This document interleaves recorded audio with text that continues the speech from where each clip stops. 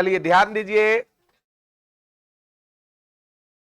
हम लोग coordinate geometry पढ़ रहे थे। क्या पढ़ रहे थे? Coordinate geometry. ठीक है, हेडिंग लगा सकते हैं आप लोग, कोऑर्डिनेट ज्योमेट्री, नियामक ज्यामिति, नियामक ज्यामिति, कोऑर्डिनेट ज्योमेट्री। कुछ ज्यादा ही लगता है आई कंफर्ट हो गया है बोर्ड। दिख रहा है ना आप लोग को प्रॉपर? मतलब ब्राइटनेस थोड़ा कमा है, ठीक है। ऐसे हम लोगों को ज्यादा दिक्कत होता था, आंख पे ज्यादा प्रभाव पड़ता था। चलिए, इसमें हम लोग पढ़ रहे थे स्ट्रेट लाइन। क्या पढ़ रहे थे? स्ट्रेट लाइन, सरल रेखा, सरल रेखा, स्ट्रेट लाइन। क्लियर? देखिए ध्यान से, हम लोग प्रीवियस लेक्चर में पढ़ चुके हैं कि इंक्लिनेशन ऑफ ए लाइन क्या है, रेखा की झुकाव क्या होती है। माइक काम कर रहा है ना? पता ना चलता है माइक काम कर रहा है कि नहीं कर रहा है, इतना कस के ऐसा बोल देते हैं हम इसीलिए। तो प्रीवियस क्लास में हम लोग पढ़े थे क्या, इंक्लिनेशन ऑफ ए लाइन। तो किसी भी लाइन का इंक्लिनेशन क्या था? कोई भी लाइन एक्स एक्सिस के साथ पॉजिटिव डायरेक्शन में जितना एंगल बना रहा था, वही लाइन का क्या था? इंक्लिनेशन। किसी भी लाइन के इंक्लिनेशन का मान 0 डिग्री से बड़ा और बराबर बट 180 डिग्री से। इसी में हम लोग पढ़े थे horizontal line, vertical line, oblique line. Horizontal line किसको बोले थे? जो लाइन एक्स एक्सिस के पैरेलल हो, हेलो, या हेलो, एक्स एक्सिस के पैरेलल हो, या स्वयं एक्स एक्सिस को भी हम लोग हॉरिजॉन्टल लाइन कहेंगे। और उसका इंक्लिनेशन कितना था? 0 डिग्री। और वर्टिकल लाइन का इंक्लिनेशन 90 डिग्री। चलिए, वर्टिकल लाइन होता क्या था? जो वाई एक्सिस के पैरेलल हो या एक्स एक्सिस के परपेंडिकुलर। उसके बाद हम लोग पढ़े थे स्लोप या ग्रेडियंट ऑफ ए लाइन। किसी भी लाइन का स्लोप और या ग्रेडियंट। तो हम लोग बोले थे क्या, if a line makes an angle theta with positive direction of x axis, that is, अगर hello, if the inclination of the line is क्या? Theta, then tan theta is called slope और gradient of a line. तो tan theta क्या कहलाता था? Line का slope कहलाता था या ग्रेडियंट कहलाता था? यही था ना। उसके बाद हम लोग पढ़े थे क्या, कि कब किसी लाइन का स्लोप 0 होगा, कब पॉजिटिव होगा, कब निगेटिव होगा, कब अनडिफाइंड होगा। यही ना। अगर थीटा का मान 0, मतलब लाइन का इंक्लिनेशन अगर कितना? 0, मतलब अगर वो लाइन एक्स एक्सिस के पैरेलल हो तो उसका स्लोप कितना होगा? 0। अगर थीटा का मान 0 से बड़ा और 90 से छोटा तो स्लोप का मान पॉजिटिव। थीटा का मान अगर एग्जैक्ट 90 डिग्री, स्लोप अनडिफाइंड। और उसके बाद अगर थीटा का मान 90 से बड़ा बट 180 से छोटा, स्लोप का मान निगेटिव। क्लियर? उसके बाद हम लोग पढ़े थे slope of a line passing through 2 given points. हला 2 गिवन पॉइंट्स मतलब हला 2 दिए गए बिंदु से पास करने वाली, गुजरने वाली रेखा का इंक्लिनेशन, इंक्लिनेशन नहीं, ढाल या प्रवणता, स्लोप। तो उसका हम लोग को आया था m बराबर y2 माइनस y1 बटे x2 माइनस x1, कह रहा था स्लोप। मतलब अगर कोई लाइन x1 y1 और x2 y2 कोऑर्डिनेट से पास कर रही है 2 पॉइंट से, तो उसका स्लोप क्या था? डिफरेंस ऑफ y कोऑर्डिनेट बटे डिफरेंस ऑफ x कोऑर्डिनेट। उस पर क्वेश्चंस भी कर लिए थे। क्लियर? और भी क्वेश्चंस कर सकते हैं अगर आपकी इच्छा हो तो, है ना। बाकी क्वेश्चंस तो आपके बुक में और मिलेंगे ही।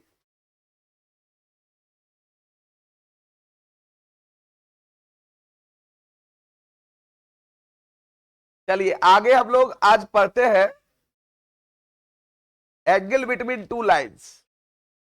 Angle between two lines. ऐसे तो बोला जाता है angle between to non vertical and non perpendicular lines. ऐसे आप लिख सकते हैं सिर्फ एंगल बिटवीन क्या, टू लाइन्स, दो रेखाओं के बीच का कोण, है ना, दो रेखाओं के बीच का कोण।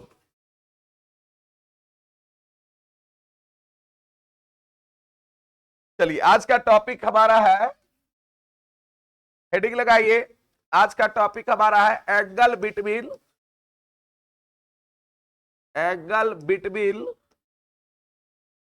To lines, angle between two lines whose मतलब जिसका, whose slope are given, whose slope are given मतलब हिंदी में हम लोग इसको लिखेंगे दो रेखाओं के बीच का कोण,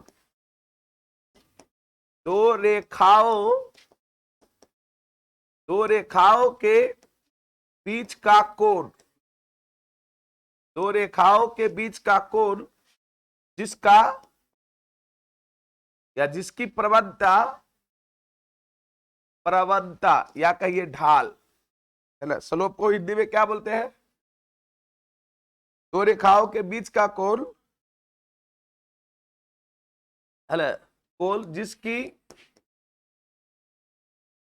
प्रवणता या ढाल, जो कहिए प्रवणता या इसी को हम लोग कहते हैं ढाल, दिया गया ये दिया रहेगा, ठीक है ना।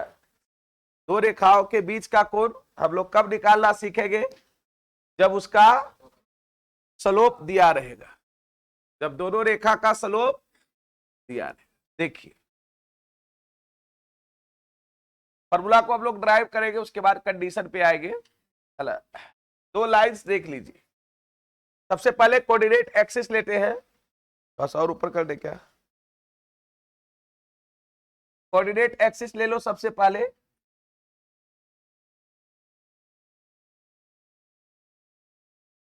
ये ले लिए कोऑर्डिनेट एक्सिस। अब दो लाइन आपको गुजारना है, कहीं से भी गुजार सकते हो, कहीं कोई दिक्कत नहीं है। हम लोग फर्स्ट लाइन मान लेते कि ये है, ठीक है, पहला लाइन। दूसरा लाइन हम लोग मान लेते हैं कि ये है, ठीक है। अच्छा कोऑर्डिनेट एक्सिस ये हो गया एक्स, ये क्या हो गया एक्स डैश, और ये वाई डैश, ये मेरा ऑरिजिन। क्लियर, ये दो को लाइन मान लिए, है ना। हम लोग ऐसा करते हैं कि किसी भी लाइन को हम लोग L1 और L2 मान सकते हैं, यहां पर कोई ऐसा दिक्कत नहीं है किसी को भी। हम लोग इस लाइन का नाम दे देते हैं कितना, L1, और इस लाइन का नाम L2। क्लियर, और मान लेते हैं कि L1 जो है एक्स एक्सिस के साथ पॉजिटिव डायरेक्शन में θ1 कोण बना रहा है, और ये एक्स एक्सिस के साथ पॉजिटिव डायरेक्शन में θ2 कोण बना रहा है। Clear, angle between two lines जो होगा वो दो गो होगा, दो रेखाओं के बीच का कोण अगर कहिएगा तो ये भी दो रेखाओं के बीच का कोण है, ये थीटा माने। आइए ये भी हो सकता है, अगर ये थीटा है तो ये क्या होगा 180 डिग्री माइनस थीटा। ये तो आप मानते हैं ना कि अगर दो नॉन वर्टिकल लाइंस रहेगा, नॉन वर्टिकल्स मतलब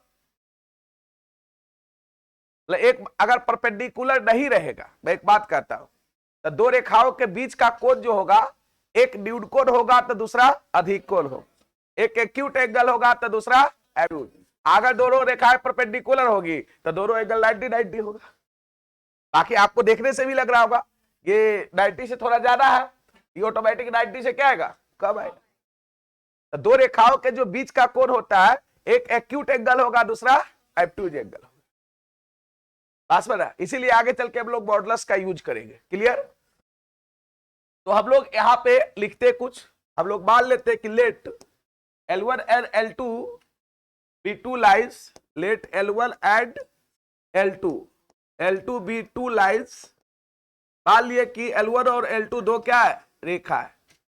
late L1 and L2 be two lines which मतलब जो विच मेक्स एंगल, जो एंगल बना रहा है, विच मेक्स एंगल कितना θ1 एंड θ2 विथ किसके साथ, with positive direction, with positive direction, with positive direction of क्या, एक्स एक्सिस।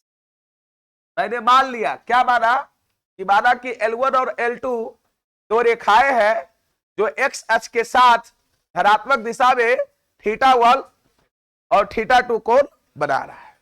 यदि जिसको लिखना लिख सकता है, देखो कोई बहुत बड़ी चीजें ये नहीं हो जाती है। अब बढ़िया क्या एग्जॉस्ट चला दिया, थोड़ा कंफर्ट महसूस हो रहा है, ऐसे थोड़ा गड़बड़ था, समझ रहे ना। मैंने यहाँ पे क्या माना कि माना कि L1 और L2 क्या है, दो रेखाएं हैं, ठीक है, जो एक्स एक्सिस के साथ, जो क्रमशः एक्स एक्सिस के साथ θ1 और θ2 को, देखो जो फिगर है हम लोग उसी का डिस्क्रिप्शन यहाँ पर लिखते, कुछ एक्स्ट्रा नहीं लिखते। आप लोग को लगता है क्या ये लैंग्वेज लिख रहे हैं, कुछ नहीं, जो हम लोग लिए हैं माने हैं उसी को हम लोग लिख रहे हैं। क्लियर। अब सोचिए, अगर हम लोग मान लिए कि L1 लाइन एक्स एक्सिस के साथ पॉजिटिव डायरेक्शन में θ1 कोण बना रहा है, तो क्या इसका हम लोग स्लोप निकाल सकते हैं, है ना। तो इसलिए अब देखिए यहां पर हम लोग यहां पर लिखते हैं, इसलिए slope of the line, slope of the line, slope of the line क्या, L1 लाइन के स्लोप को हम लोग M1 से डिनोट करते हैं, वो क्या हो जाएगा, sin θ1 होगा। बोलो वो क्या हो जाएगा, sin θ1। क्यों, क्योंकि θ1 कोण बना रहा था। हम लोग प्रीवियस क्लास में ऐसा पढ़े थे कि अगर कोई लाइन एक्स एक्सिस के साथ धनात्मक दिशा में थीटा कोण बनाता है या थीटा कोण बनाता है तो tan थीटा उसका क्या होता था, स्लोप होता था। तो चूंकि ये θ1 कोण बना रहा है तो इसलिए इसका स्लोप कितना हुआ, tan θ1। एंड उसी प्रकार से अगर slope of the line, slope of the line क्या, L2 निकाले, क्या बाबू, L2, उसके स्लोप को हम M2 से डिनोट करते हैं, ये tan कितना हो जाएगा, θ2। अब दोनों लाइन का स्लोप मालूम हो गया, क्योंकि मेरा टॉपिक वही है, angle between two lines whose slope are given. मतलब हम दो रेखाओं के बीच का कोण तभी निकालेंगे जब उसका क्या दिया रहेगा, स्लोप। तो स्लोप तो मालूम हो गया, पहले लाइन का स्लोप क्या आया, tan θ1, दूसरे लाइन का स्लोप tan θ2। चलिए अब यहां पे हम लोग मानते हैं कि let theta be the angle, let theta be the angle between the lines L1 and क्या, L2। ये मैं मान लिया कि थीटा जो है क्या है, एंगल है किसके बीच का, L1 और क्या, L2। ऐसे एक्यूट एंगल भी मान सकते हो, है ना। तो अपने वो मॉडुलस लेगा तो क्या आएगा, पॉजिटिव आएगा। अगर एक्यूट एंगल मानोगे, न्यूड कोण मानोगे, न्यूड कोण मतलब 90 से कम, तो tan थीटा का वैल्यू क्या होगा, पॉजिटिव होगा। इसीलिए हम लोग मॉडुलस का यूज करेंगे हमेशा। किसका यूज करेंगे, मॉडुलस का। तो एक्यूट एंगल भी मान सकते हो या कुछ भी, उससे कोई दिक्कत नहीं है, एंगल भी मान लो, कोई दिक्कत नहीं। एक्यूट मारोगे तो एक्यूट भी मान सकते हो, कोई उससे कोई बहुत बड़ी परेशानी की बात नहीं है। एक्यूट एंगल यहां पर माना है, एक्यूट मानेगा तभी ना मॉडुलस लगाएगा, अगर एक्यूट नहीं मानेगा तो मॉडुलस नहीं लगाएगा। तो थोड़ा सा एक्यूट लिख लो, अच्छा रहेगा। Let theta be the acute angle, कौन सा एंगल, आप लोग को उतना बिटाने की जरूरत नहीं है, खाली वहां पर acute, let theta be the acute angle. Acute angle मतलब न्यूड कोण, acute angle between the lines, किसके बीच का, between the lines L1 and क्या, L2। हम लोग मान लिए कि थीटा जो है एक्यूट एंगल है L1 और L2 लाइन के बीच का। कोई दिक्कत है यहां तक, स्टेप बाय स्टेप समझते जाइए। ज्योमेट्री में आप एक चीज पढ़े होंगे कि किसी त्रिभुज के बहिष्कोणों का मान, है ना, सामने के दो सुदूर अंतःकोणों के योग के बराबर होता है, ऐसा पढ़े। यहां पर अगर मैं कहूं तो ये एक ट्रायंगल बना रहा है, गौर से देखो फिर नहीं समझेगा, ये क्या बना रहा है, ट्रायंगल। ये इसका कौन सा कोण है, बहिष्कोण है। इस बहिष्कोण का मान, इस एक्सटीरियर एंगल का मान इस दोनों इंटीरियर एंगल के योग के, ऐसा तो आप लोग बहुत पढ़े 10th क्लास में। ये बगल वाला नहीं, बोला ही जाता है कि किसी भी त्रिभुज के बहिष्ठ कोणों का बाल है उसके सामने के सुदूर दूर स्थित अंतःकोणों के, बगल वाला नहीं अंतःकोण, दूर स्थित अंतःकोणों के योग के। तो हम लोग कह सकते हैं यहां पर ज्योमेट्री से, हम लोग यहां पे कह सकते हैं ज्योमेट्री से क्या कह सकते हैं, चूंकि वहां से हम लोग लेंगे कि यहां पर थीटा आप प्लस थीटा 1 बराबर हो जाएगा कितना, थीटा 2 होगा। अब अगर हम लोग यहां पर करें थीटा बराबर तो कितना हो जाएगा, थीटा 2 माइनस थीटा 1। दोनों तरफ टैन लगा दो, दोनों तरफ क्या लगाओ, टैन लगा सकता है। चलो यहां पर लिखेंगे taking tan both side, English में वही बात को लिखेंगे टेकिंग टैन बोथ साइड, दोनों तरफ टैन लेने पर बोथ साइड वी गेट, हम लोग प्राप्त करेंगे, क्या प्राप्त करेंगे देखो, अगर टैन लगाओगे तो इधर क्या आ जाएगा, टैन थीटा, इधर क्या आ जाएगा, टैन थीटा 2 माइनस थीटा 1। ऐसा मत समझना दोनों टैन लगा रहे तो इसके पूरे पर ना टैन लगेगा। अब यहां पर टैन ए माइनस बी का एक फॉर्मूला हो गया, सब लोगों को याद है, कितने लोग टैन ए माइनस बी का फॉर्मूला जानता है, देख लो स्थिति देखो, बताओ, हाथ खड़ा करो, बढ़िया से हाथ खड़ा करो, कितने लोग अभी भी देख लो, कई गो गर्ल्स लोग में 4-5 गो हाथ उठा रहे हैं, तुम लोग 4-5 गो। tan a माइनस बी का फॉर्मूला होता है tan a minus tan b बटे 1 plus tan a into tan b। बताइए सिंपल सा ट्रिग्नोमेट्री का एक फॉर्मूला आपको नहीं आ रहा है, कैसे आप लोग ड्राइव कीजिएगा। ये tan थीटा है, गप मत करो, tan थीटा बराबर हो जाएगा, ये जाएगा tan थीटा 2 माइनस tan कितना थीटा 1 अपॉन 1 प्लस यहां पर tan theta 2 into tan theta 1 होगा। अब इधर ही लिख देते, ज्यादा उधर नहीं करते हम लोग। अब आप सोच के देखिए थोड़ा सा, है ना, वैल्यू आप लोग जानते हैं, वैल्यू आप लोग जानते हैं, यहां पे tan थीटा वैल्यू बताइए, tan थीटा 2 किसका है, m2, अब माइनस कितना m1, अब बटे 1 प्लस m2 इंटू कितना m1। तो देखिए थीटा यहां पर क्या था, दोनों एंगल के बीच का कोण, चूंकि एक्यूट एंगल था, एक्यूट एंगल होता तो इसका मान क्या आना चाहिए, पॉजिटिव, तभी ना एक्यूट होगा एंगल होगा, इसलिए इसका जो tan थीटा का जो वैल्यू होगा वो सीधे हो जाएगा modulus of m2 minus m1 अब बटे 1 प्लस m2 इंटू m1 का मॉड।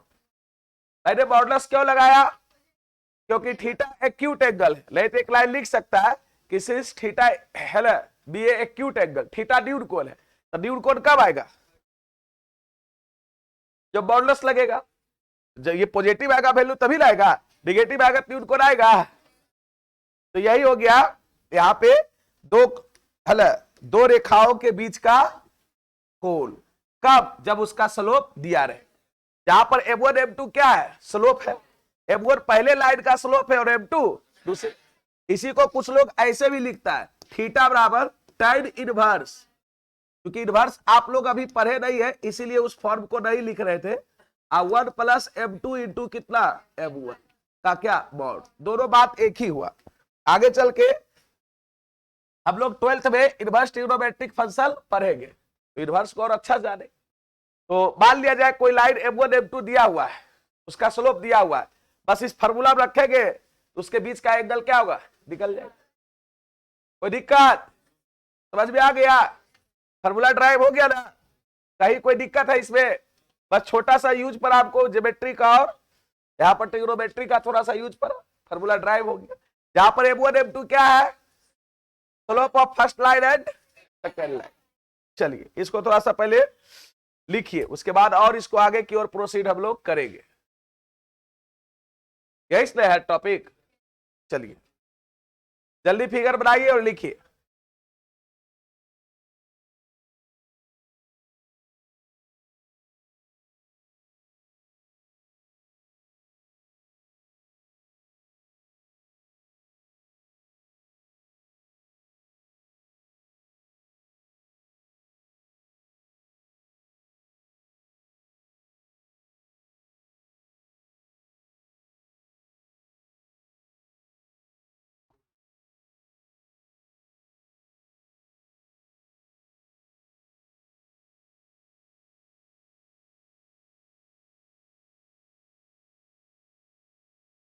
गप नहीं कीजिए, लिखिए जल्दी, मुंह बंद रखिए और कलम चलाइए।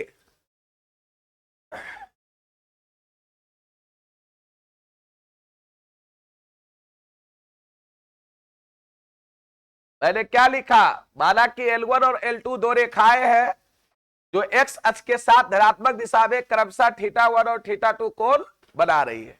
इसलिए रेखा L1 की ढाल बराबर क्या, M1 बराबर tan θ1। रेखा L2 की क्या, ढाल।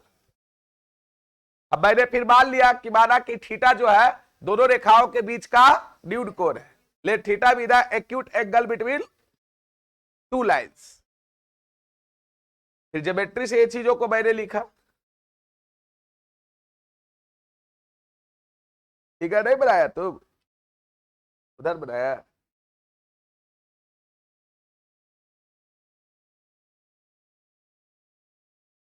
फिगर जरूर बनाइए, फिगर बनाइएगा तभी ना पता चलेगा। अच्छा, थीटा निकल जाएगा तो 180 माइनस थीटा अनदर एंगल निकल जाएगा क्या। हाँ हाँ कर रहे हैं, लिख ले दीजिए, चलिए लीजिए थोड़ा ऊपर कर दीजिए।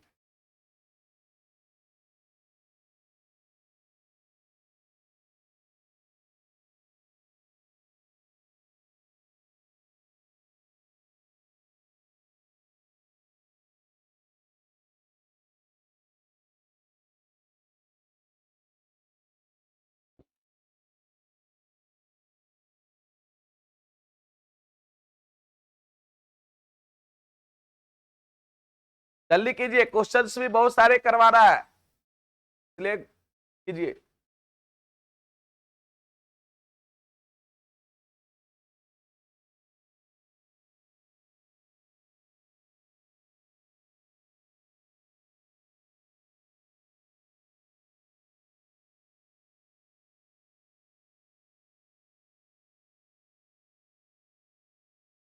हो गया।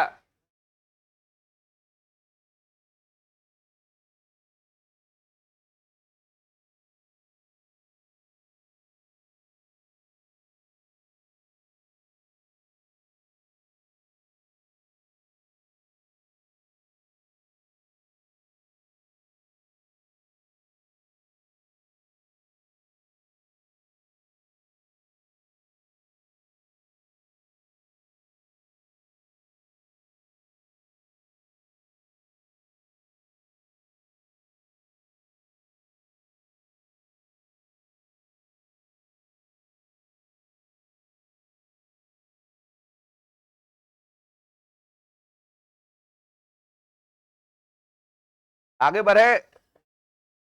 अब देखिए इसमें दो कंडीशंस आती है, हम लोग अभी जस्ट पढ़ चुके हैं। दो रेखाओं के बीच का कोण जो आया tan थीटा बराबर M2 माइनस M1 बटे 1 प्लस M2 इंटू M1। जहां पर M1 और M2 पहले लाइन और दूसरे लाइन का क्या है, स्लोप है। अब देखिए केस फर्स्ट, उसके नीचे आप लोग लिखिएगा केस फर्स्ट, कहता इफ, अला if L1 and L2 be perpendiculars या पैरेलल, या इफ थीटा बराबर क्या, 0 डिग्री। थीटा 0 कब होगा, जब L1 और L2 क्या होगा, पैरेलल हो। दो रेखाओं के बीच का कोण अगर 0 मानेंगे तो कब मानेंगे, जब दोनों रेखाएं एक दूसरे के क्या होगी, समानांतर। इफ यहां पर लिख देते हैं बोथ लाइंस, या लिख सकते हैं if L1 and L2, if L1 and L2 are parallel. अगर दो रेखाएं समानांतर होती है तो क्या होगा, सोचिए। दिल यहां पर थीटा का मान कितना होगा, 0 डिग्री। देखिए कंडीशन आएगा स्लोप के फॉर्म में कि दो रेखा पैरेलल कब होगा। मान लिए पहला कंडीशन कि if L1 and L2 are क्या, पैरेलल। अगर L1 और L2 समानांतर होगी, अगर समानांतर होगी तो थीटा का मान क्या होगा, 0। थीटा का मान 0 तो दोनों तरफ tan लगाते हैं, तो tan थीटा का मान कितना होगा, tan यहां पर 0 डिग्री होगा। ये थीटा है, ये क्या है, थीटा। tan थीटा का वैल्यू मेरे को आया M2 माइनस M1 अब बटे 1 प्लस M2 इंटू कितना, M1, यही है ना। tan थीटा का वैल्यू जो आया है ना, M2 ये M1 का क्या मॉड, टाइम जीरो का मान क्या होता है, जीरो। अब देखिए, अब जीरो अज्ञात मॉडुलस को अगर हम लोग ब्रेक भी करेंगे तो कोई फर्क पड़ने वाला नहीं है। आगे और हम लोग करेंगे सीधे ये M2 माइनस M1 है ना, अब बट 1 प्लस यहां पर M2 इंटू M1 बराबर कितना आ गया, जीरो। क्लियर। अब नीचे वाला को अगर राइट साइड ले जाएंगे तो क्या कंडीशन आ जाएगी, M2 माइनस M1 बराबर कितना आ जाएगा, जीरो। मतलब आ जाएगी M2 बराबर कितना, M1। देखिए यही कंडीशंस है स्लोप के फॉर्म में। जैसे हम लोग ज्योमेट्री में कहेंगे, आपसे ज्योमेट्री में पूछता कि दो रेखा एक दूसरे के समानांतर कब होगी, तो आप बोलते हैं जब दोनों के बीच का एंगल 0 डिग्री होता है, या समानांतर रेखाओं के बीच का कोण क्या होता है, 0 डिग्री। इसी बात को अगर स्लोप के रूप में पूछेगा तो आप ये बताइए कि दो रेखाएं एक दूसरे के पैरेलल या समानांतर कब होती है, जब दोनों का स्लोप क्या होगा, बराबर। जब स्लोप ऑफ फर्स्ट लाइन बराबर होगा स्लोप ऑफ क्या, सेकंड लाइन, तो आप बोलेंगे क्या, दोनों रेखाएं क्या है, समानांतर। ये कंडीशन है, this is the required conditions for both lines are क्या, पैरेलल। मैं पूछूंगा कि दो रेखाएं एक दूसरे के समानांतर कब होगी, जब उसका स्लोप क्या होगा, बराबर। याद रहेगा। चलिए तो हम यहां पर लिखेंगे this is the required condition. Required मतलब समझता है, आवश्यक। This is the required condition, condition मतलब होता है शर्त। This is the required condition for two lines are क्या, पैरेलल। मतलब दो रेखा को समानांतर होने का ये आवश्यक शर्त है, दो रेखाओं के समानांतर होने का ये आवश्यक शर्त है। दो रेखाएं एक दूसरे के समानांतर कब होगी, जब दोनों का स्लोप क्या होगा, बराबर होगा। जब दोनों का स्लोप बराबर होगा। कोई एक रेखा का स्लोप मालूम है और कहेगा उसके समानांतर रेखा का स्लोप बताइए, तो वही हो जाएगा। बात समझ में आया। ऐसा क्वेश्चन में हम लोग बहुत सारा यूज होगा, कहेगा find the equation of the line which passing through the point इतना and parallel to the line इतना।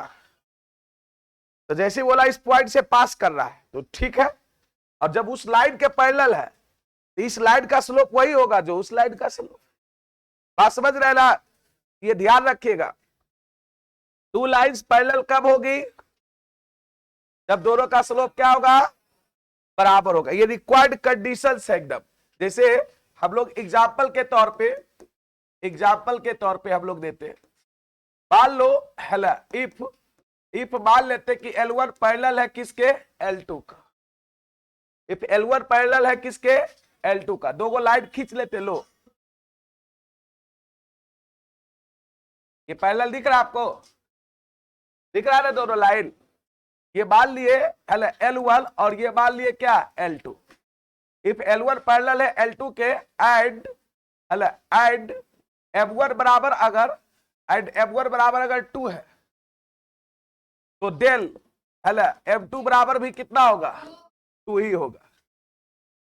क्योंकि अगर चूंकि ये पैरेलल है और इसका स्लोप दिया हुआ है मान लो M1, तो इसका स्लोप M1 कितना दिया है, 2।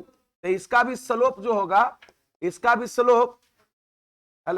स्लोप अगर M2 मान ले तो ये भी कितना होगा, 2 ही होगा। बात समझ में आया। अगर दो रेखा एक दूसरे के समानांतर होगी तो उसका स्लोप क्या होगे, बराबर। किसी एक का स्लोप मालूम है तो दूसरे का भी स्लोप वही हो। क्लियर। चलिए उसको लिख। दूसरा कंडीशन देखिए बताते हैं। कंडीशन वो समझ गए, दो लाइंस एक दूसरे के पैरेलल कब होंगे, जब उसका स्लोप बराबर होगा। अब देखिए परपेंडिकुलर का condition.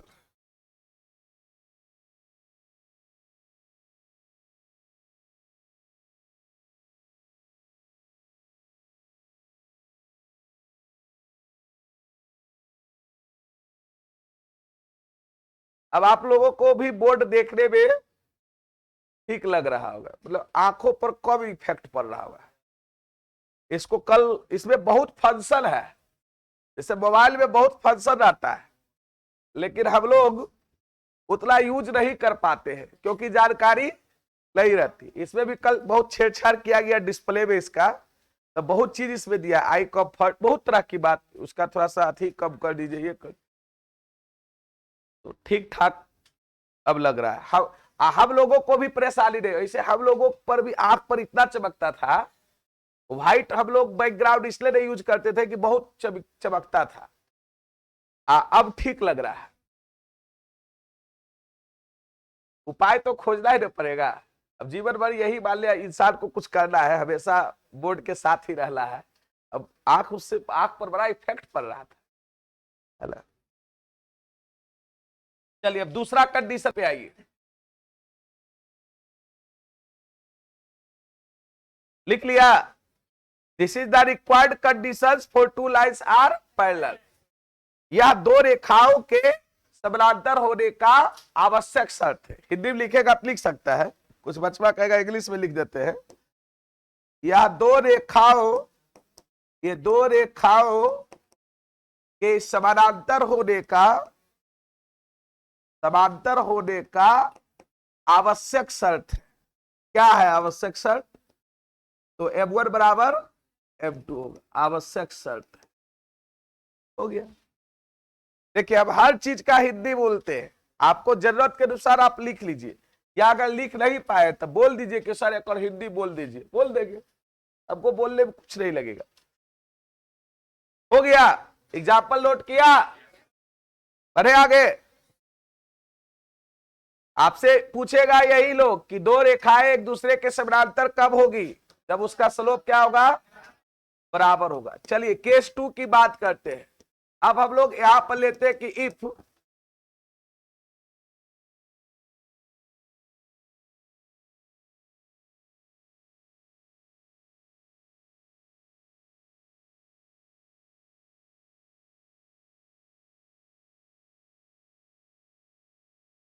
L1 and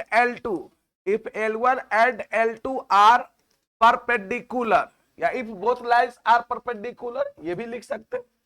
If L1 and L2 are perpendicular, मतलब लंबवत, परपेंडिकुलर। अगर परपेंडिकुलर होगा तो डेल क्या होगा बताओ? थीटा बराबर कितना? 90 डिग्री, यही होगा ना। फिर दोनों तरफ इसमें tan लगाओ, तो tan थीटा बराबर tan कितना हो जाएगा? 90। क्लियर? tan थीटा बराबर क्या पढ़े हम लोग? M2 माइनस M1 बटे 1 प्लस M2 इंटू कितना? M1 का मॉडुलस एक्यूट एंगल के। tan 90 का मान अनडिफाइंड को 1 बटे 0 लिखेंगे। ऐसे भी tan 90 को sin 90 बटे कितना? cos 90। sin 90 का वैल्यू 1 और cos 90 का वैल्यू 0। 1 बटे 0 को ही ना अनडिफाइंड कहते हैं। इन्फिनिटी मत बोलिएगा, क्या बोलिएगा? अनडिफाइंड। अब अगर क्रॉस मल्टीप्लीकेशन करेंगे, ये मॉडुलस को अगर हटाएंगे M2 माइनस M1 अब बटे 1 प्लस यहाँ पर M2 इंटू M1 बराबर कितना हो जाएगा? 1 बटे 0।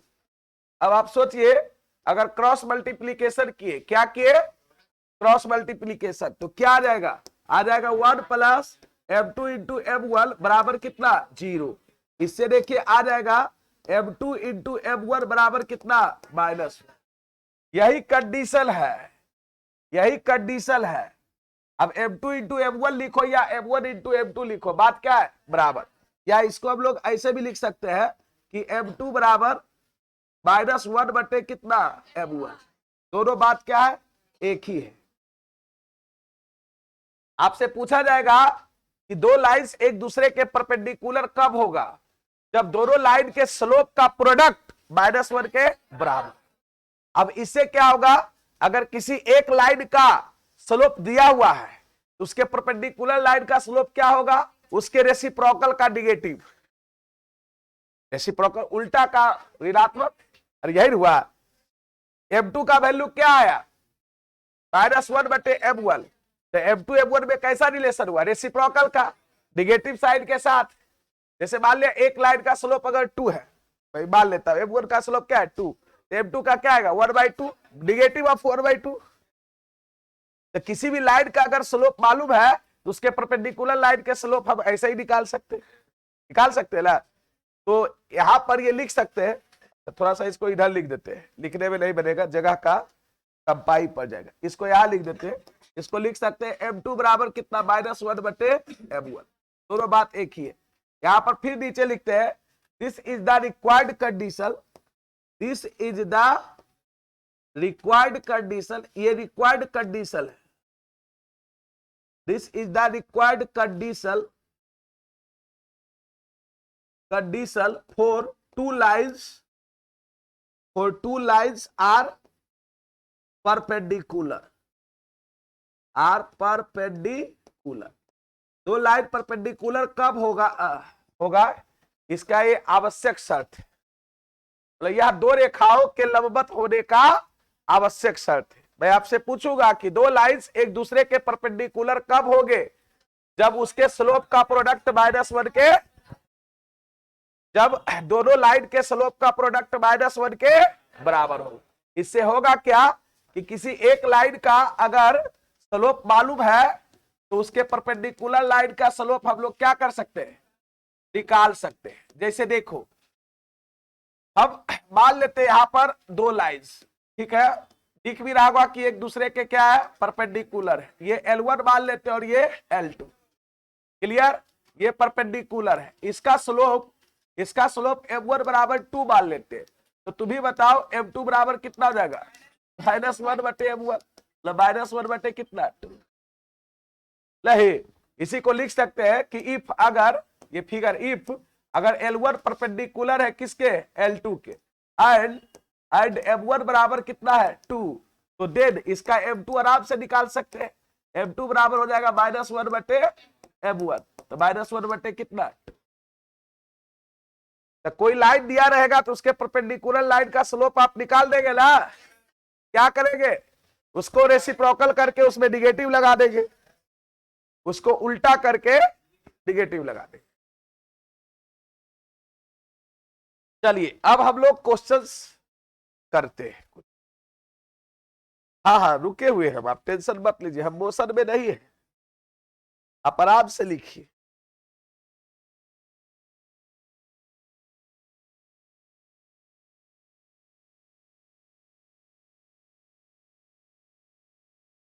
एगो थोड़ा कोलिनियर वाला बात बता ही देते, उसके बाद थ्योरी पे।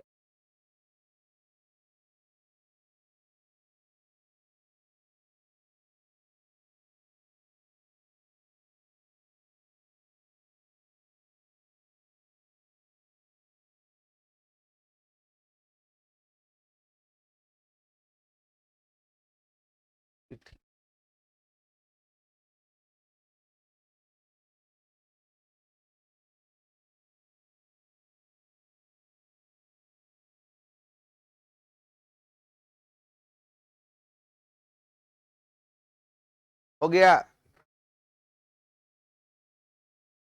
अब देखिए आपको जब मैं डिस्टेंस फार्मूला पढ़ाया था उस समय से बोल रहा था कि 3 पॉइंट को कोलिनियर दिखाने का 3 तरीका था। पहला हम लोग डिस्टेंस फार्मूला से दिखाए थे कि 3 points A B C are collinear if A B plus B C बराबर ए सी, या बी सी प्लस ए सी बराबर ए बी, या ए सी प्लस ए बी बराबर बी सी, यही ना बताए थे। उसके बाद हम लोग 3 पॉइंट्स को कोलिनियर एरिया ऑफ ट्रायंगल के फार्मूला से भी दिखाए थे, है ना, कि 3 points A B C collinear होगा जब इससे बने त्रिभुज का क्षेत्रफल 0 होगा। अब देखिए 3 पॉइंट्स को कोलिनियर दिखाने का स्लोप मेथड से क्या है, स्लोप मेथड कहता है क्या कि 3 points A B C collinear होगा जब स्लोप ऑफ ए बी बराबर स्लोप ऑफ क्या बी सी, या स्लोप ऑफ ए सी, है ना। जैसे मान लिया जाए, मैं कहता हूं एक बात कहता हूं, ये 3 गो पॉइंट है, ये ए और ये बी और ये क्या सी, अगर slope A B slope B C के क्या हो गया बराबर, तो तीनों पॉइंट क्या होगा एक रेखा में होगा। स्लोप ऑफ ए बी बराबर स्लोप ऑफ, स्लोप निकालना तो बहुत आसान है, जब पॉइंट का कोऑर्डिनेट दिया रहेगा स्लोप निकालना क्या है आसान है, y2 माइनस y1 बटे y3 माइनस y2 बटे x3 माइनस x2 ले हो जाएगा। तो देखिए, तो कोलिनियर दिखाने का ये भी तरीका, इसलिए लिख लीजिए थोड़ा सा, जितना ना कचरा उठाता उससे ज्यादा हल्ला करता। चलिए नोट करके पॉइंट लिख लीजिए। कारा 3 पॉइंट्स पॉइंट्स का नाम दे देते ए, जिसका कोऑर्डिनेट मान लेते x1 और क्या y1, बी जिसका कोऑर्डिनेट है x2 और क्या y2, एंड सी जिसका कोऑर्डिनेट मान लेते हैं x3 और क्या y3, will be collinear, will be collinear. Collinear, collinear कहने का मतलब संरेख, इसको हिंदी में क्या बोलेंगे, संरेख। कब, इफ, यही देखिए समझना, 3 पॉइंट कोलिनियर होगा, कब कोलिनियर होगा उसको समझना है। देखिए ये ए मान लेते हैं, ये बी मान लेते हैं और ये सी। इसका कोऑर्डिनेट मैं मान लेता हूं x1 और क्या y1, इसका कोऑर्डिनेट x2 और क्या y2, और इसका कोऑर्डिनेट x3 और y3। क्लियर, ये कोलिनियर होगा कब, है जब स्लोप ऑफ ए बी बराबर होगा किसके, स्लोप ऑफ बीसी के। बीसी या एसी भी ले सकते हैं दोनों। अब स्लोप ऑफ ए बी क्या हो जाएगा, y2 माइनस y1 बटे x2 माइनस x1। मैं स्लोप निकालना सिखाया था, slope of a line passing through 2 given points, difference of by coordinate बटे डिफरेंस ऑफ। उसी प्रकार से बीसी का स्लोप क्या होगा, ऊपर y3 माइनस y2 बटे x3 माइनस x2। इस कंडीशंस को लगा दीजिएगा। ये 3 पॉइंट को कोलिनियर दिखाने का सबसे आसान और सरल तरीका है ना। तो जल्दी इसको लिखिए। अब क्वेश्चन सब लोग आते हैं। 3 बिंदु ए बी सी जिसका कोऑर्डिनेट दिया गया है वो कोलिनियर होगा, संरेख होगा, कब होगा,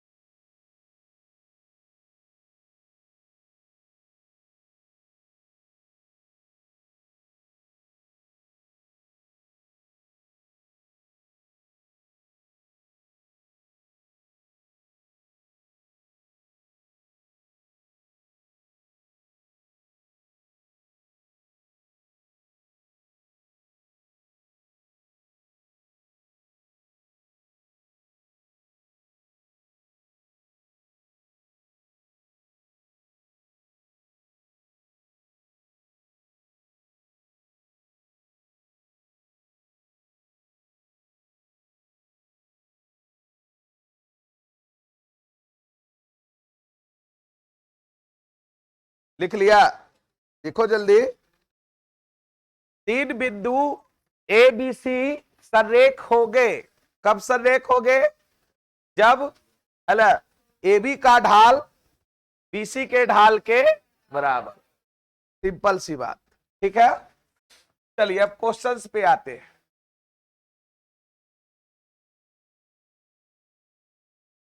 पहले एनसीईआरटी का ही एग्जाम्पल करवा देते हैं, उसके अलावा और भी क्वेश्चन सब लोग करेंगे, ठीक है।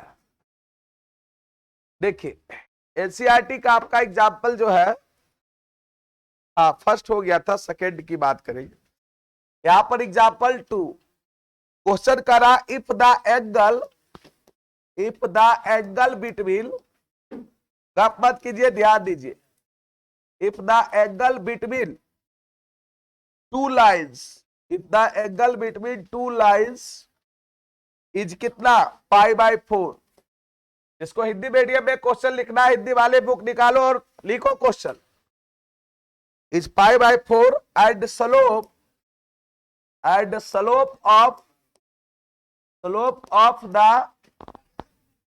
slope of one of the line, slope of one of the line, one of the lines, one of the lines is कितना 1/2, then find the slope of,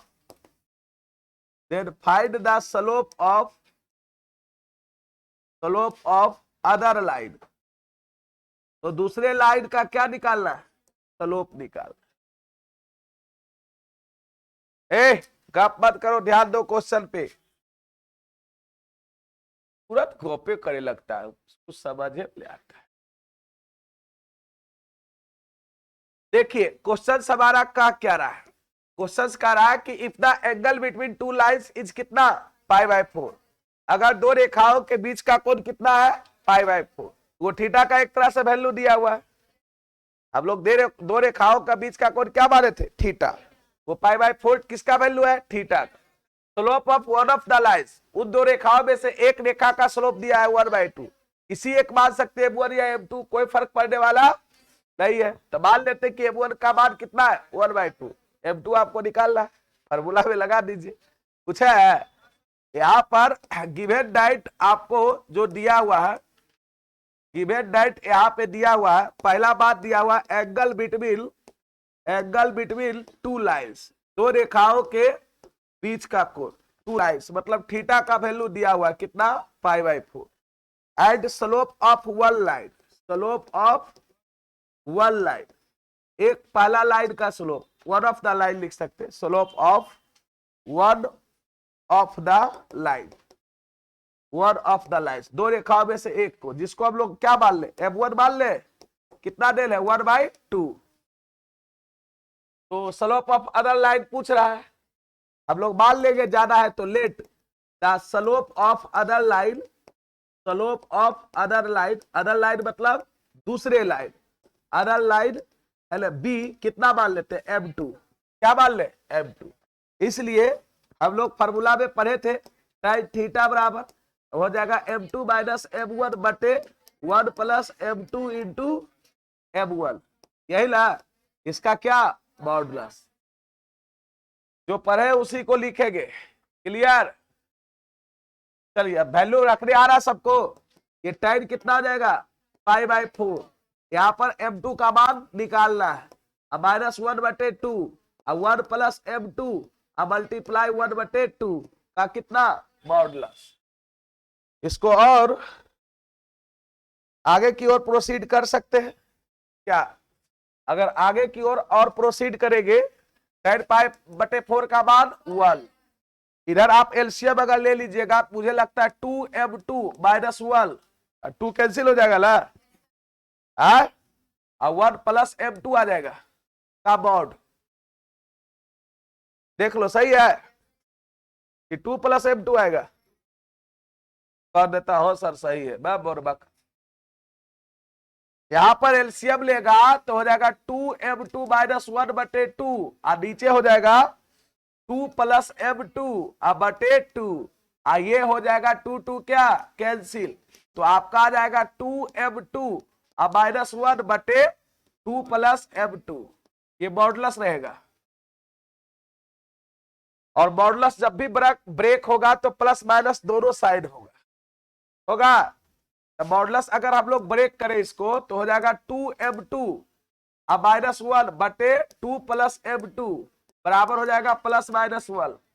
अब एक बार +1 लेकर सॉल्व करेंगे, दूसरे बार, चलिए एक बार प्लस लेके अगर सॉल्व करते 2M2 माइनस 1 बटे 2 प्लस M2 बराबर इक्वल या, और दूसरा हो जाएगा 2M2 माइनस 1 बटे M2 plus M2, 2 plus M2, 2 plus कितना?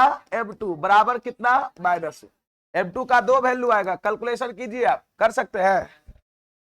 नहीं कर सकते? कर सकते कैलकुलेशन तो कीजिए। यहां पर क्या आ जाएगा?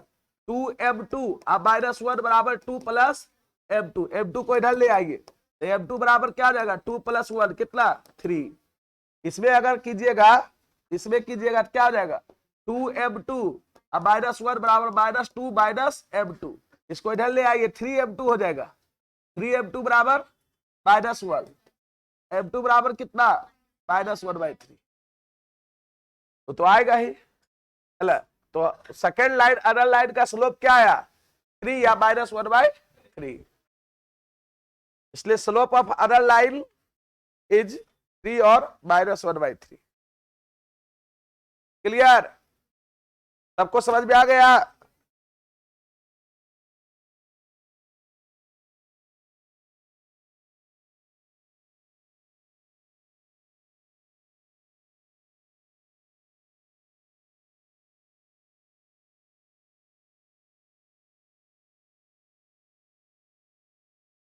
किसी बच्चे को कहीं कोई दिक्कत कैलकुलेशन में,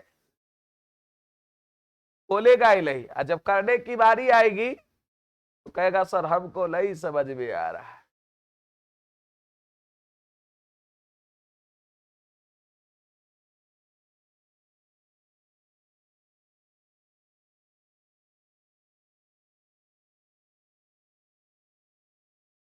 अभी के ही तो सीजन में क्लास करने में और लेने में बड़ा मजा, कंफर्ट महसूस होता है। इसलिए कंफर्ट महसूस होता है कि गर्मी में जानते हैं कितनों पंखा चलता है, कुछ होता है, बड़ा अनकंफर्ट महसूस होता है, पसीना चूरा ही है, वो है, मतलब बड़ा हेडक लगता है। अभी आराम से कुछ नहीं है, क्लासरूम को पैक कर दीजिए, आराम से क्लास लीजिए।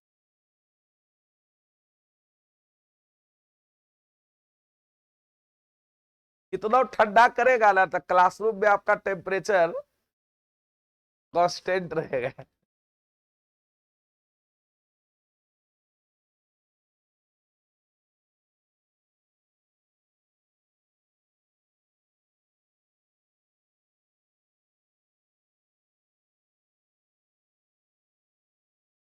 चलिए अगले क्वेश्चंस की ओर बढ़िए। लिख लिया, जल्दी करो।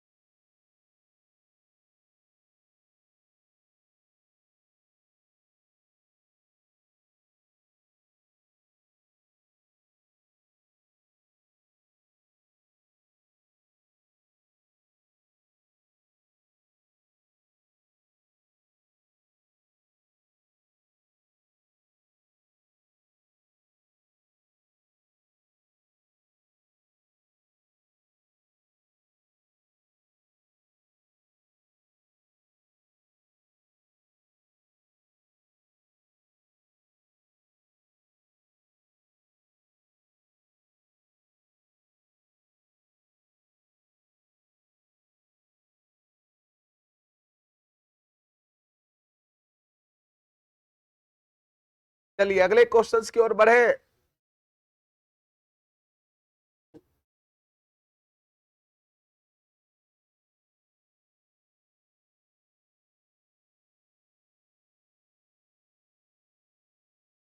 लास्ट में लिख दीजिएगा, hence hence the slope of the other line, slope of the other line, other line are या इज भी दे सकते, दो गो आ गया ना, अदर लाइन इज क्या आ गया, 3 और -1/3। चलिए एग्जाम्पल 3 हम लोग करते हैं।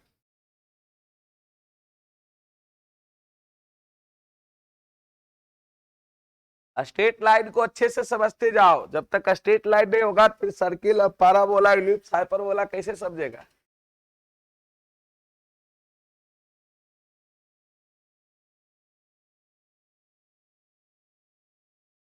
अगला क्वेश्चन देखिए, एग्जाम्पल 3 हमारा क्या कर रहा है।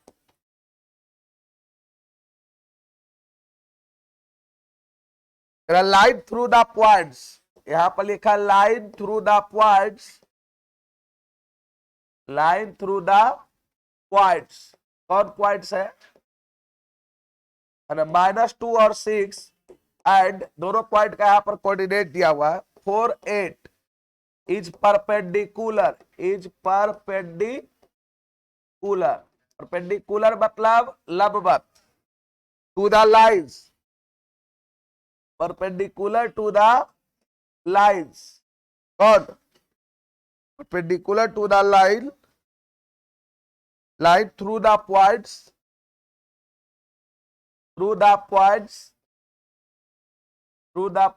कौन, दूसरा देखो दिया हुआ है 8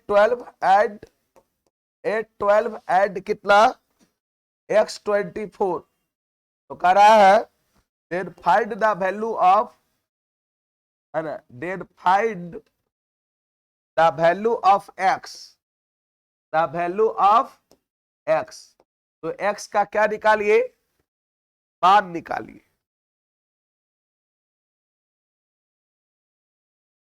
देखिए क्या कह रहा, समझिए, बहुत आसान चीजें है।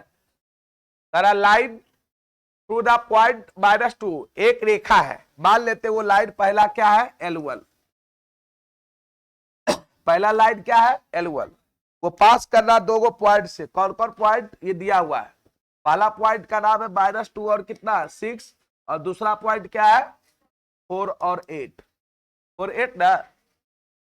करा line through the points is perpendicular, ये लाइन जो है वो परपेंडिकुलर है, किस लाइन पर, जो कि एक दूसरा लाइन से पास कर रहा है। देखो दूसरा लाइन ये मान लेते, इस लाइन का नाम क्या दे देते हैं L2, वो पास कर रहा है किससे, तो यहां पर ये नाम एक दिया है 8 और कितना 12, और दूसरा क्या है x और कितना 24, दोनों लाइंस क्या है परपेंडिकुलर, x का वैल्यू निकालना, नहीं निकलेगा। क्या पहला लाइन L1 का स्लोप निकाल सकते हो, y2 - y1 बटे x2 - x1, दूसरा लाइन का भी स्लोप निकाल सकते हो, दोनों के स्लोप का प्रोडक्ट क्या करना है, क्यों, क्योंकि दोनों लाइन परपेंडिकुलर है, हो गया, कोई दिक्कत है, ज्यादा है तो बनाने के लिए आप लेट मान सकते हैं, let the line L1, let the line L1 passing through the point, नाम दे देते हैं, ऐसे तो उसमें था ही पासिंग थ्रू द पॉइंट्स, कौन पॉइंट, पॉइंट का नाम passing through the points -2 6 and 4 8 ना, एंड 4 8 है ना, and let the line L2, and let the line L2 passing through the point किससे, दूसरा कौन है L2 किससे पास कर रहा है 8 12 एंड क्या x 24, बस ये नहीं भी लिखेगा तो काम चलेगा, बस मैंने दिखा दिया कि पहला लाइन ये जो है L1 है, दूसरा क्या है L2, तो क्या पहला का स्लोप निकलेगा, स्लोप ऑफ लाइन L1, ये हो जाएगा M1 कितना y2 - y1 ला 8 - 6 अब बटे 4 + 2, ये हो जाएगा कितना 2 बटे 6 मतलब 1 बटे 3, एंड दूसरा का स्लोप निकाल लो, and slope of line L2 मतलब कितना M2, तो M2 कितना हो जाएगा बताओ, ये M2 स्लोप मान लिए, तो y2 - y1 किसी को कर सकते हो, 24 माइनस कितना 12 बटे x - 8, हो जाएगा ये 12 बटे x - 8, यही होगा ना। अब बोथ लाइंस हम नहीं कर रहे, क्वेश्चंस कर रहा है, परपेंडिकुलर है, क्वेश्चन क्या कर रहा है परपेंडिकुलर है, क्वेश्चन कर रहा है सिंस L1 परपेंडिकुलर है किस पर L2 पर, इसलिए slope of product M1 into M2 बराबर -1, M1 का मान कितना है बताओ 1 बटे 3 मल्टीप्लाई ये 12 बटे x - 8 बराबर कितना -1, ये मुझे लगता है 4 बार में कट गया, तो इसको और इधर मैं सोल्व कर देता हूं, ये 4 बराबर कितना आ गया -x + 8, तो बताओ x बराबर कितना आ जाएगा 8 - 4 आया, तो कंडीशन जानेंगे तभी ना क्वेश्चन बनेगा कि बोथ लाइंस कब परपेंडिकुलर होता है।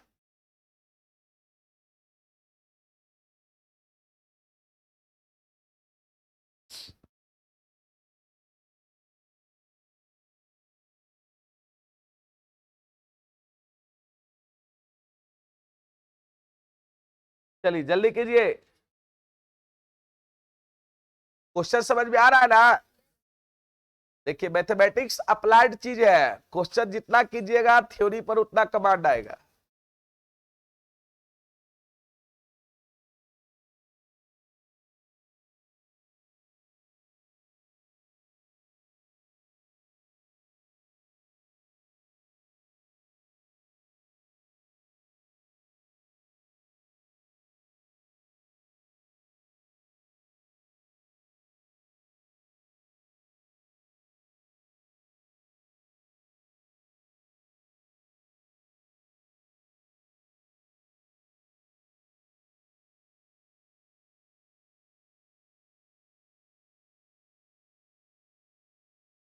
खूब मेहनत कीजिए आप लोग, एकदम एक एक चीजों को अच्छे से समझते जाइए।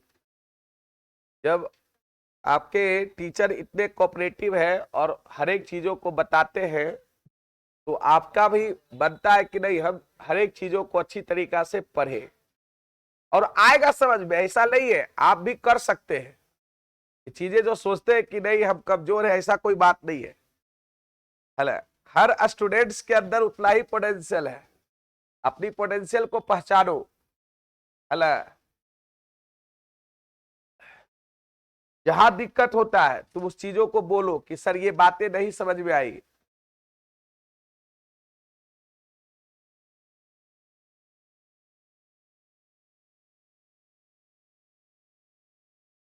ये किसका साइड है?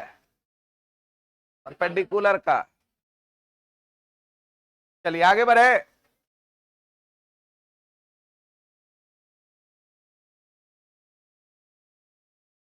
चलिए अगले क्वेश्चंस की ओर बढ़ते हैं। Example number 4।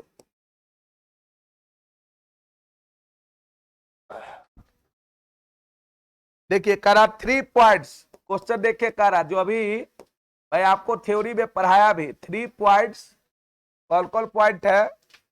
3 पॉइंट्स पी जिसका कोऑर्डिनेट एच के दिया है, पॉइंट पी का कोऑर्डिनेट क्या है?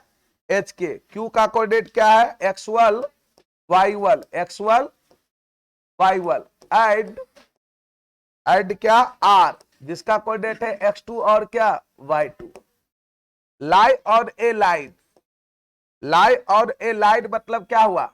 ये तीनों पॉइंट क्या है? कोलिनियर है। अगर एक रेखा पर स्थित है तीनों बिंदु मतलब क्या है? कोलिनियर है। करा सो डैट, तो आपको दिखाना है, सो डैट आपको दिखाना है क्या कि h minus x1, h minus x1 और y2 माइनस कितना? y1, y2 माइनस y1 बराबर k minus y1, k minus y1 और x2 माइनस कितना? x1 के बराबर होगा। क्लियर? चलिए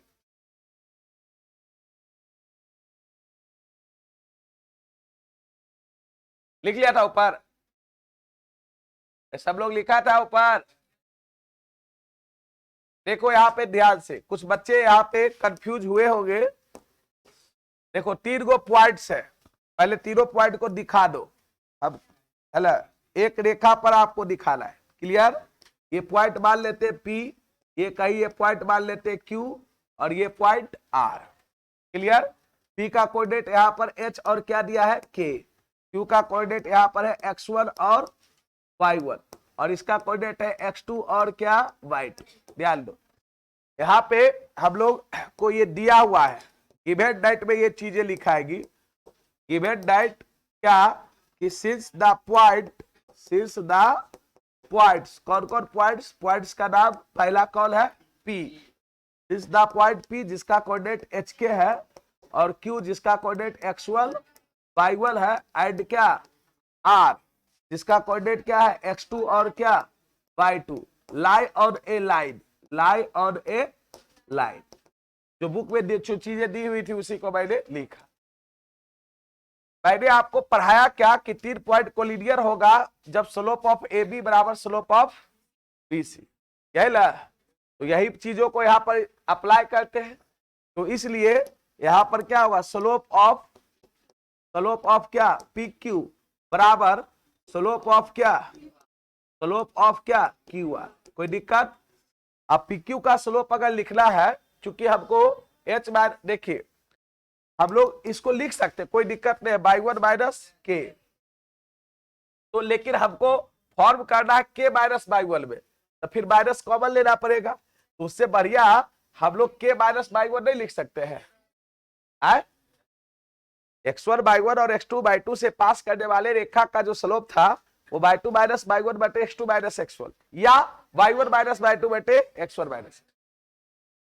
ऐसा नहीं कि वैसे लिखेंगे तो नहीं आएगा, तो फिर अगला स्टेप क्या लेना पड़ेगा, माइनस कॉमन, तो उससे बढ़िया चलो वैसा ही लिख देते हैं, कंफ्यूज कर जाएगा कुछ लोग। ये y1 माइनस कितना k बटे कितना x1 माइनस कितना h, ये कितना हो जाएगा x2 minus y2 minus y1 अब बटे x2 माइनस x1, क्योंकि एक को भी लिख देते, ये एक को बोध करता है अलग अलग लगा दिए अपने सुविधा के अनुसार, क्योंकि यहाँ पर आपको लाना h माइनस x1, तो दोनों से माइनस क्या ले लीजिए कॉमन, तो इसी को लिख दीजिएगा k माइनस y1 बटे h माइनस कितना x1, ऊपर भी माइनस कॉमन नीचे भी माइनस कॉमन, तो कट जाएगा है ना, ये y2 माइनस कितना y1 अब बटे x2 माइनस x1। अब अगला स्टेप कुछ नहीं है, इसको क्या कीजिए क्रॉस मल्टीप्लीकेशन कीजिए, आंसर आ जाएगा k माइनस y1 और इंटू x2 माइनस कितना x1 बराबर, इधर गुणा कीजिएगा h माइनस x1 और y2 माइनस y1, कोई दिक्कत, यही चीज पहले दिया है ना, ये चीज पहले दिया है, और क्या ये हो जाएगा h माइनस कितना x1 और y2 माइनस कितना y1 बराबर, ये k माइनस कितना y1 और x2 माइनस x1, हो गया प्रूफ, कोई दिक्कत है। तो हम लोग कंडीशन जाने तभी तो इसको प्रूफ किए। चलिए एक क्वेश्चन और है, थोड़ा सा ग्राफ के फॉर्म में दिया है, बट कुछ क्वेश्चन में दम नहीं है, बता देते हैं, क्योंकि एक्सरसाइज में भी ग्राफ के फॉर्म में क्वेश्चन दिया है। आप एक्सरसाइज में जाइएगा आगे लटिए, देखिए ग्राफ पे एक क्वेश्चन दिया है, तो हम चाहेंगे कि उसको भी बता दे, ताकि एग्जाम्पल बता दे, ताकि एक्सरसाइज आपसे बन पाए।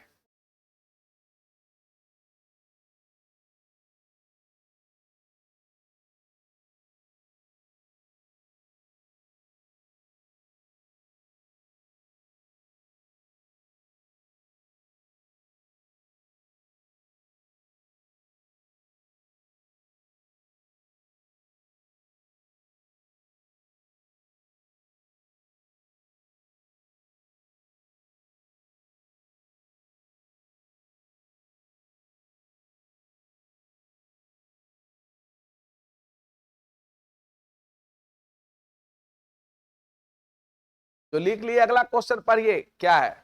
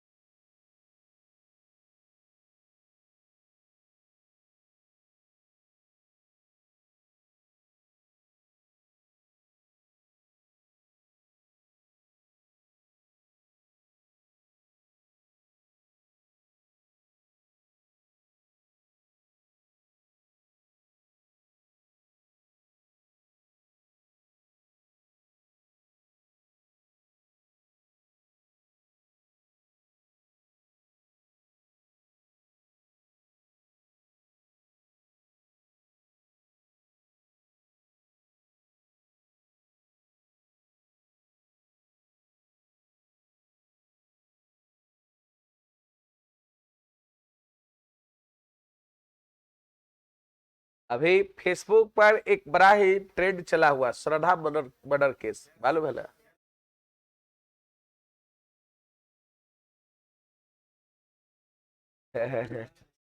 क्या हुआ, पढ़ लेना, मिल ही गया होगा।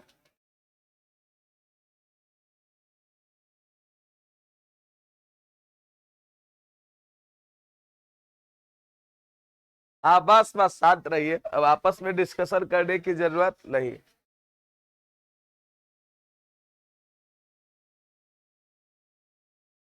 बस इतना ही कहेंगे, ज्यादा नहीं, कि अला दिखावटी दुनिया से थोड़ा दूर रहिए, है, चमक धमक से दूर रहिए।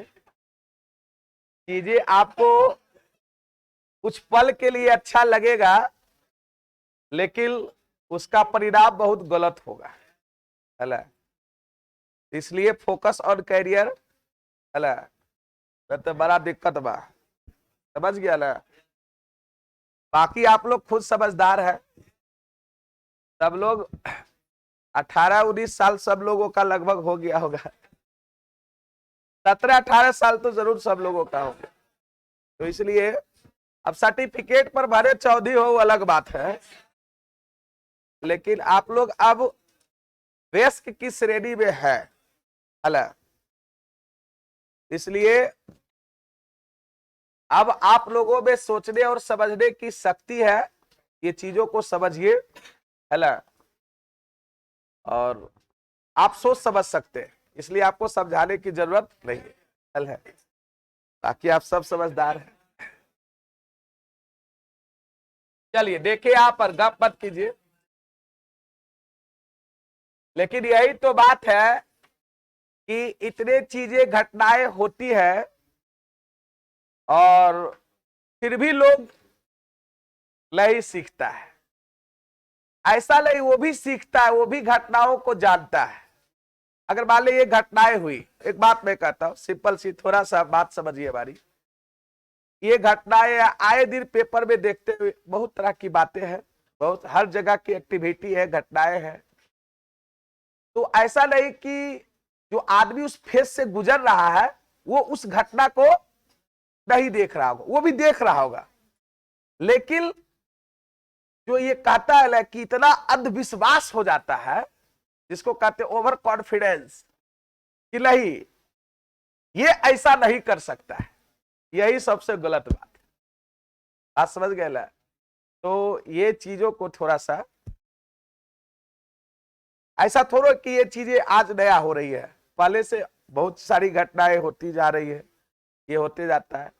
उस पीरियड से लोग हर समय कुछ ना कुछ लोग गुजर रहे होंगे, सिंपल सी बात है, लेकिन फिर भी घटनाएं होगा, फिर भी वो उससे सीख नहीं लेगा, नहीं सीख लेगा तो देखिए। इसलिए भरोसा ज्यादा करने का नहीं है, अनजान। देखिए जमाना इतना खराब हो गया है, अगर आपको 10 रुपया भी कोई अगर फालतू का दे तो आप ये समझिए काहे दे रहा है। उसको लेने से पहले 10 बार सोचिए कि उसमें उसका क्या स्वार्थ छिपा हुआ है, जरूर कुछ ना कुछ स्वार्थ छिपा हुआ, क्योंकि निस्वार्थ भाव से आपका मदद या आपसे कोई प्रेम कर सकता है तो वो आपका पेरेंट्स, इसके अलावा कोई नहीं। बस इतना ही चीजों को समझिए। उनका प्यार और स्नेह में कोई स्वार्थ नहीं छिपा रहता है, ये हमेशा जान लीजिए। अरे दोस्त ये तो बात काहे बोल रहा है, बात दोस्त अगर समोसा खिला रहा है तो समझ के खा रहा है कि काहे समोसा हमको रोज खिलाता है। तो इसलिए समझ लेना, बहुत युग जमाना खराब हो गया। चलो ध्यान दो, एग्जाम्पल 5 देखे, गप नहीं, ध्यान दीजिए। एग्जाम्पल 5 क्वेश्चंस क्या कहा है, बहुत ही आसान क्वेश्चंस है। अब आपस में डिस्कशन करना बंद कीजिए, क्वेश्चन पे ध्यान दीजिए। एग्जाम्पल 5 जो आपका क्वेश्चन दिया गया है, ये भी कोलिनियर से रिलेटेड क्वेश्चंस है। क्वेश्चंस को यहां पर ये करा, in figure 10.9 time and distance graph of a linear motion is given. Figure में टाइम और डिस्टेंस का एक ग्राफ दिया गया है। क्या दिया गया है? टाइम और डिस्टेंस का एक ग्राफ दिया गया। क्लियर? तो यहां पर आप देख सकते हैं टाइम और डिस्टेंस जो ग्राफ है, टाइम और, ये तो फिजिक्स में टाइम है ना वर्सेस डिस्टेंस ग्राफ आप लोग पढ़े होंगे। ये पॉइंट एक है। अच्छा, ये मान लो एक्स एक्सिस है, एक्स डैश, और वाई डैश, ये मेरा ऑरिजिन हो गया। और ये दिखाया भी है कि एक्स एक्सिस पे किसको लिया गया है? टाइम को। और वाई एक्सिस पे किसको लिया गया है? डिस्टेंस को। वाई एक्सिस पर किसको? डिस्टेंस को। डिस्टेंस डी लिया गया Y axis. Clear? Time distance graph यहां पे कहता है, ये पॉइंट आपको दिया है 0 2 और एक और दिया है 3 और 8। एक और क्या दिया है? 3 और 8। गप मत करो, ध्यान दो जी, आपस में कोलाहल मत करो, क्वेश्चन पर ध्यान दो। ऐसा क्वेश्चन आपके बुक में भी दिया गया है। ये टाइम डिस्टेंस ग्राफ है, फिगर 10.3 में एक्स एक्सिस पे टाइम को लिया है, वाई एक्सिस पे डिस्टेंस को लिया। ये पॉइंट 0 2 है, इसका मतलब 0 टाइम पर ये डिस्टेंस कितना प्राप्त हुआ? 2। अगर किलोमीटर है तो किलोमीटर, या मीटर है तो मीटर, उससे हमको यूनिट से कोई लेना देना, क्योंकि यूनिट दिया ही नहीं है कि टाइम किस यूनिट में है और डिस्टेंस किस यूनिट में, उससे यूनिट से कोई खास हमको मतलब भी नहीं है। सीधे 0 टाइम पर, या 0 अगर टाइम को सेकंड में ले ले और इसको मीटर में ले ले, मैं एक बात कहता हूं, तो 0 सेकंड पे डिस्टेंस कितना मिला है? 2 मीटर। आगे चल के ये 3 सेकंड पे डिस्टेंस 8 मीटर। बातें समझ में दिया भी है आगे चल के कि 2 position of time distance are recorded when t बराबर 0 तो d बराबर 2 और व्हेन t बराबर 3 तो d बराबर क्या? 8। Using the concept of slope, slope के कॉन्सेप्ट से आप निकालिए find law of motion. Find law of motion मतलब गति का नियम निकालिए, और how distance depends, that is law of motion कहने का मतलब, उसका अर्थात how distance depends upon time, मतलब डिस्टेंस जो है टाइम पर किस प्रकार निर्भर कर रहा है। तो सीधे समझिए कि डिस्टेंस और टाइम के बीच क्या निकालना है आपको? रिलेशन। डिस्टेंस और टाइम के बीच रिलेशन, टी को टी के रूप में फंक्शन निकाल लीजिए। तो बहुत ही आसान चीजें है। हम लोग मान लेते हैं, जैसे यहां पर एक्स वाई मानते थे, यहां पर डी और क्या मान लेते हैं? टी। पहले टी मानिएगा, टाइम, उसके बाद डिस्टेंस ना, क्योंकि एक्स एक्सिस पे टाइम है, यहां पे टी मान लिए और क्या? डी। जैसे एक्स वाई मानते हैं, यहां पर टी मान लिए और क्या? डी। मान लिए कि लेट टी टाइम पर डिस्टेंस कितना है? डी है, वही माना। या let T D be the any point on the line where D denotes distance और टी क्या? टाइम। लेट हम लोग मान लेते हैं T D be the any point, कोई पॉइंट है किस पर? Any point on the line, या ऑन द ग्राफ कह सकते हैं, ऑन द लाइन वेयर, जहां की वेयर टी डिनोट्स कर रहा है किसको?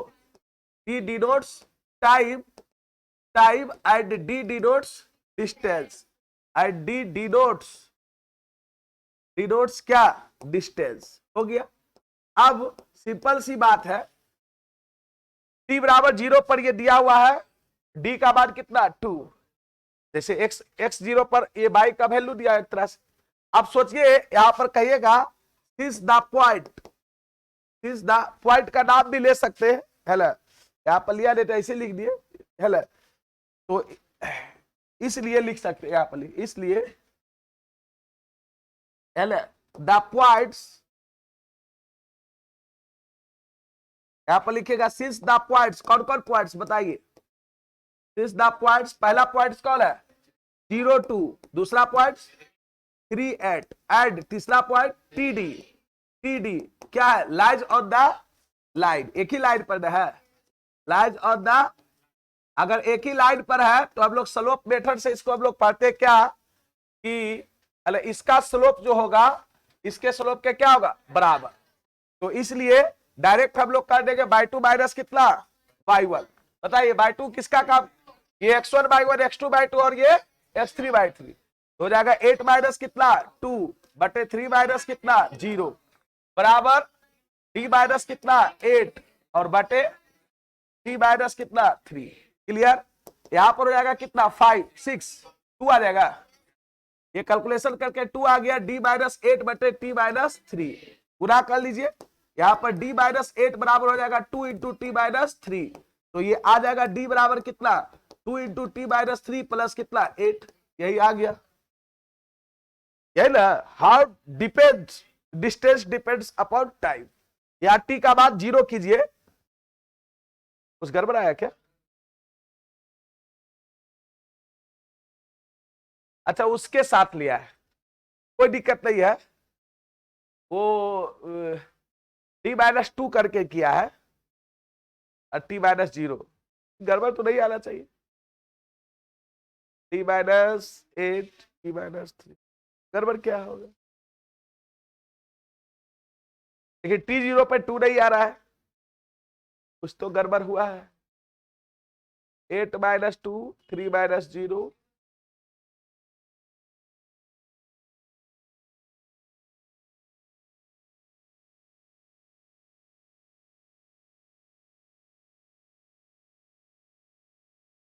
सॉल्व करने पर सही आएगा।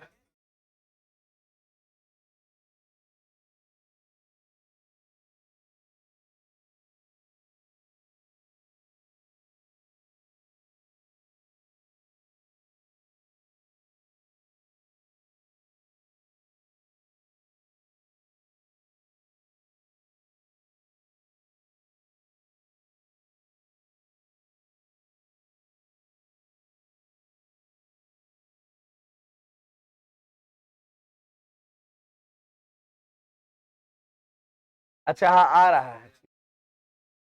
अब बार बार क्या सोच रहे हैं, देखिए इक्वेशन, अरे वो तो सॉल्व करना वो अलग बात है, कॉमन ले ला। अब बार बार सोच रहे हैं t0 हो रहा थी, वैल्यू 8 आ रहा है, 8 थोड़ा आ रहा है, t0 होगा तो -6 + 8 2 ही रहेगा। आप सीधे दिमाग में देखिए कुछ कुछ चीजें इमेज बन जाती। अब t0 आपको लगा ये पूरे 0 हो रहा है, लेकिन बाद में लगा नहीं t0 होगा तो यही ना 0 होगा, तो -6 + 8 2 आ रहा है, और t का मान 3 रखेगा तो 8, सही है, ये भी लिख सकते हैं, बहुत बड़ी चीजें नहीं है, ये गलत नहीं है। अब इसी को थोड़ा सा और आगे करके बढ़ा दिया है, वो अलग बात है। d बराबर, इसको तोड़िएगा तो 2t -6 प्लस कितना 8, तो d बराबर हो जाएगा 2t +2, इसी को कॉमन ले लिया है, d बराबर सरल में आ गया t प्लस कितना 1, आ गया डिस्टेंस और टाइम का relation. This is the required relation, this is the required relation, this is the required, this is the required relation, required relation between किसके बीच, time and distance, time and, कोई दिक्कत? तो ये एक्सरसाइज आप बना के आइएगा, कितना 10.1 होमवर्क रह गया आपका, पूरा क्वेश्चन बन जाना चाहिए। HW एक्सरसाइज कितना 10.1 NCERT।